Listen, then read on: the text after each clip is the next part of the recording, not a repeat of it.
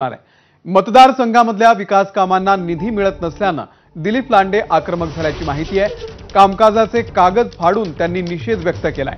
निधी फक्त कागदावरच आहे असं म्हणत आमदार लांडे यांनी सगळे कागद फाडून टाकले।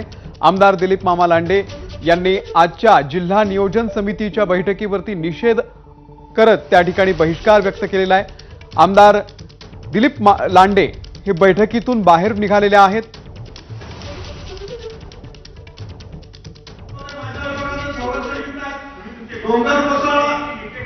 डोंगर कोसळला लोकांच्या घरावरती दगडी पडल्या, 3 लोकांना लागलं। शासकीय लोकांना त्या अधिकाऱ्यांना मी बोलवलं, एकही अधिकारी हात मिळाला आणि म्हणून अध्यक्ष महोदय माझ्या विभागावरती असा अन्याय करणार असेल तर हे केलेले चुकीचे आहे नियोजन, त्याचा मी जाहीर निषेध करताय। असा निधी फक्त कागदावरती ठेवून माझ्या विभागाचे काम होणार नसतील तर या प्रशासनाला मी जाहीर निषेध करतो। धन्यवाद। पालकमंत्री महोदय माझ्या विभागाचे डोंगर कोसळला लोकांच्या घरावरती दगडी पडल्या, 3 लोकांना लागलं। शासकीय लोकांना त्या अधिकाऱ्यांना मी बोलवलं। आणि या संदर्भातले अपडेट देण्यासाठी आपल्या सोबत सत्यम सिंग आपले प्रतिनिधी आहेत। सत्यम, नेमकं काय घडलंय?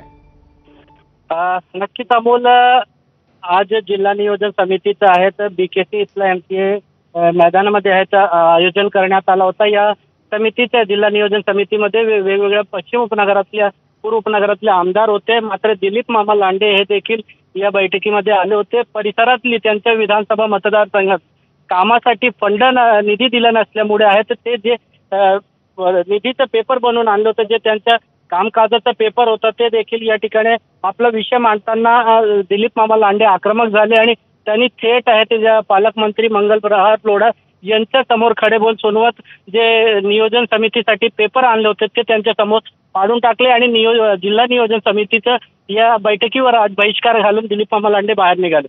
अमोल, सत्यम, धन्यवाद दिलेल्या या संपूर्ण माहितीबद्दल।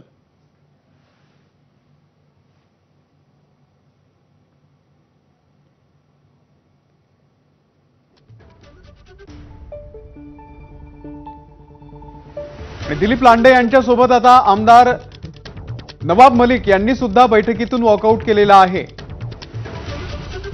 आमदार लांडेंच्या पाठोपाठ नवाब मलिक यांनी सुद्धा या बैठकीतून बाहेर पडलेले आहेत। जिल्हा नियोजन समितीच्या बैठकीतून हे दोघेही नेते बाहेर पडलेले आहेत।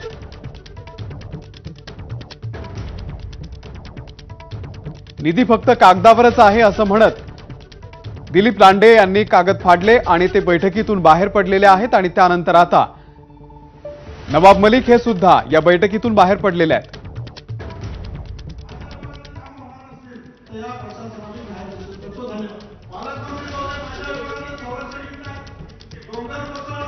तर जिल्हा नियोजन समितीच्या बैठकीमध्ये शिवसेना शिंदे गटाचे आमदार असलेले दिलीप लांडे हे आक्रमक झालेले आपल्याला दिसून आले। आपल्या मतदारसंघामधल्या विकास कामांना निधी मिळत नसल्यानं दिलीप लांडे हे आक्रमक झाले आणि त्यांनी तिथले कागद फाडून ते बाहेर पडले। त्या पाठोपाठ आता राष्ट्रवादीचे नेते आमदार नवाब मलिक हे सुद्धा बाहेर पडलेले आहेत। आज बीकेसी मध्ये जिल्हा नियोजन समितीची बैठक पार पडते आणि या बैठकीला सगळे आमदार उपस्थित आहेत आणि नाराज असलेल्या आमदारांनी आता वॉकआउट केलेला आहे। आणि या सगळ्या कृतीवरती आता दिलीप लांडे यांची प्रतिक्रिया आलेली आहे, आपण पाहूयात।